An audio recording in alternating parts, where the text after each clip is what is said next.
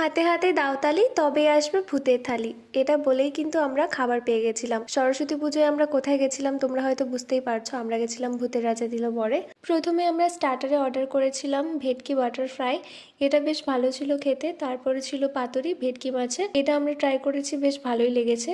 এবং তারপর ছিল গন্ধরাজ চিকেন, গন্ধরাজের ফ্লেভারটা কিন্তু খুব সুন্দর ছিল। তারপরে আমাদের বাঘার থালি চলে এসেছে, আমরা অর্ডার করেছিলাম দুটো বাঘার থালি এবং এখানে ছিল শুক্তো, ডাল, সর্ষে পাবদা, মাটন, পাঁপড়, চাটনি, পায়েস, মিষ্টি সবকিছুই ছিল। আর আমরা এক্সট্রা অর্ডার করেছিলাম কাতলা মাছের কালিয়া আর মাটন কষার সাথে খাওয়ার জন্য বাসন্তী পোলাও। খাবারের স্বাদ নিয়ে তো কোনো কথাই হবে না, প্রত্যেকটা আইটেমই খুব ভালো ছিল।